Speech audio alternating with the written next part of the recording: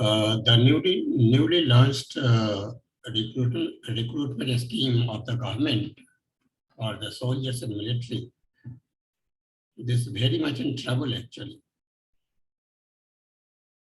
It seems it might meet the same fate that the farmers' bill met actually. The government has already launched the schemes. Military, the three wings of the military has already advertised for the recruitment of soldiers, but the protest is still going on. And the opposition party, which naturally happens, is actively involved in all these protests. So let's have a look and see how many countries in the world have a scheme like this Agniveer, this Agnipath scheme, and why there is so much protest in India.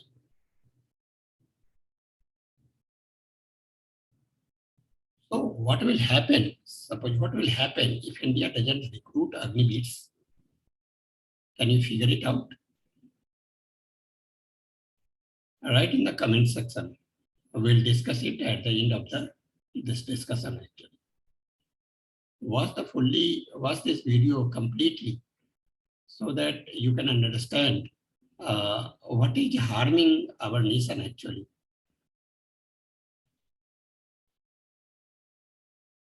Any party who is ruling the nation has no reason to draw the ire of its people. No political party wants to be disfavored by the masses. It is the dream of every political party to rule the nation as long as it can. And ruling a nation also includes protecting the country from the enemy attacks. And for that, the government needs a formidable military. As the global scenario is changing, the use of technology is increasing in wars. The nature of wars is also changing in a big way. You cannot win the future wars in the same way that you have been fighting the wars in the past. There is a big difference. You know, the world's most powerful country, that is the US, relies more on technology than its military personnel. It is the third in the ranking of, in terms of military power. In terms of military size and the budget, I say, not in terms of military power. In terms of military power, it is on the top, actually. But if we consider the size of the military and the budget they are spending on the military, the ranking is third, actually. The first two is occupied by China and India. I am giving a brief overview of the top 5 militaries by size and budget. The first position is occupied by China. You know how many active personnel are there in Chinese military? This is 2,180,555. And they spend nearly 801 billion rupees, US dollar, on their military. Their military spending is that much. India comes to the second position. India has nearly 1,455 and 550 military personnel, active military personnel.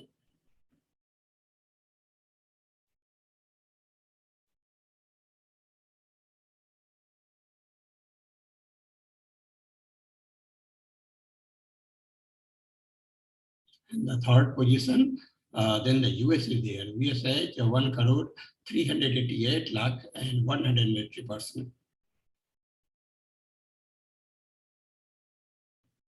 Now comes the North Korea, which has 1,280,000 military personnel, and the fifth position is occupied Russia. This is 1,14,000 military personnel there, active military personnel there. But if you see from the perspective of firepower of the military, how much formidable they are, then the first is occupied the US and the Russia, because they both have the technology for the wars actually. And if India has to win the wars of the future, if the India wants to win the wars in future, then it has to change. The military has to change. Military just can't keep on recruiting soldiers, because whatever the India's budget is there for the defense budget is there, the major portion of the budget goes in the salaries and the pensions of the personnel. So that is a big pain point for the military and the government. So in future, if the country, our country, I mean, need the younger force and the tech-savvy soldiers, so that they can fight ferociously and they can use the technology. And around the globe, almost 30 countries, they have their recruitment model like Agniveer.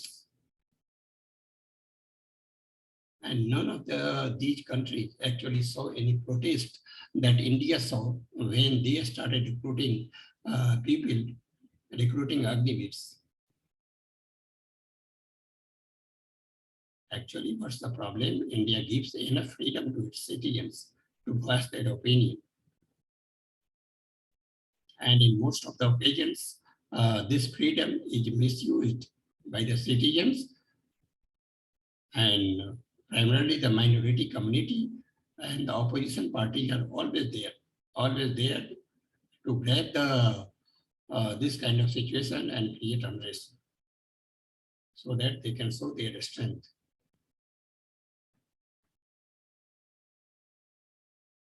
So whoever has protested against this scheme, the government must deal with them strictly and recover the damage they have done to the public property.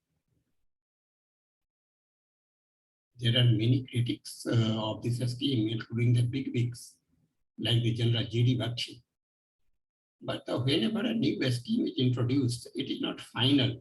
But the government never says, though once the scheme is introduced, no amendment will be made. If it is required, the government will be making amendment, deleting clauses or adding clauses to the scheme. That all which happens with any law. And this can happen with this scheme also.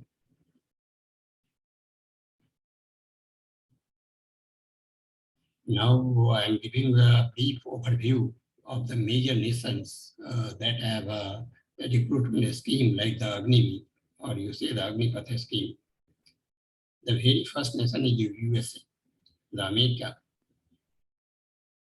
America has a military strength of 1.3 million active military personnel, and more than 8 lakh reserve forces are there, which who can be recalled anytime. Because after the experience of the World War I and II and the Korean War and the Vietnam War, the American military service made it mandatory for all men to enroll for this military training. They have to enroll for 4 years training, 4 years service. And after these 4 years, they remain in the reserve force for the next 4 years. So even for the next 4 years, they can be recalled anytime, whenever the need arises.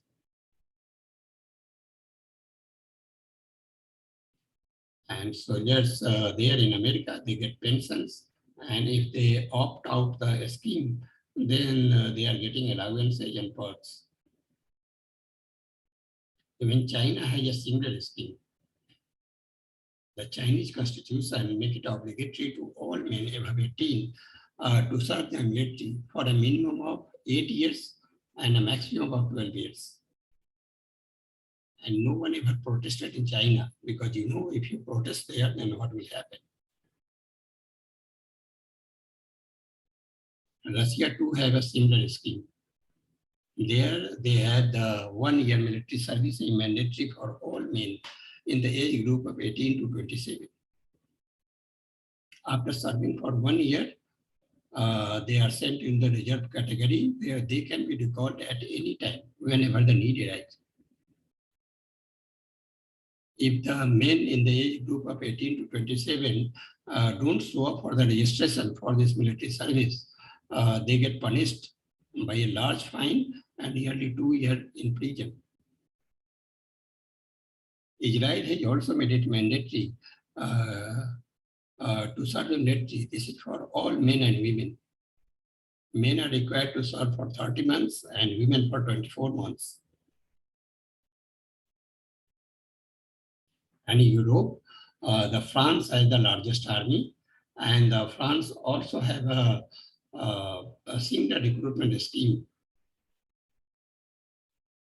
No, the scheme was there, but it has been abolished now.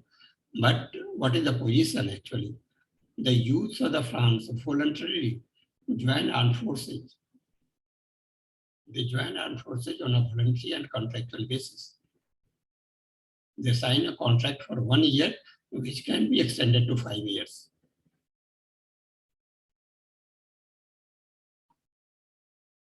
Only this. And only those in France who serve for 19 years in military, they get a state pension. Otherwise, they don't get anything. Here people are protesting, so they won't be getting any pension or anything from the military.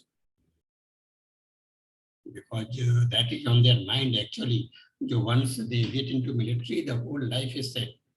So they'll be serving in the military, and when they retire from the military, they'll be getting money. So they don't need to worry about anything. But that doesn't happen with everyone actually. If you work in the private sector, and once you came out of the company, you are totally all alone. You have to look after yourself. There is no pension in the private sector. So when the whole job market is changing, everywhere the job market is changing, how can the military be aloof actually? Even the military will be impacted. Similarly, many other countries, you name the country, there is Switzerland, Brazil, Syria, Georgia, Sweden is there, Turkey is there, Greece, Iran, Cuba, and many other countries. They have a similar scheme to recruit their soldiers. But nowhere you will find the people are protesting against the scheme.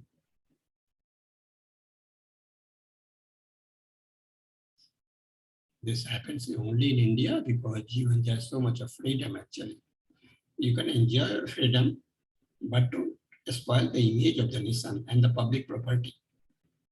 Directly or indirectly, you'll be paying from your pocket only because the damage you have done to yourself only. So this is a very good scheme. The world has accepted this kind of a scheme, and the India too should accept it. So that is in the interest of our own nation actually, because if the nation needs to be protected, then we need a very powerful and ready for the future wars. We need that kind of military. Thank you for your time. See you in the next video with Agniveer. Thank you so much. Good night.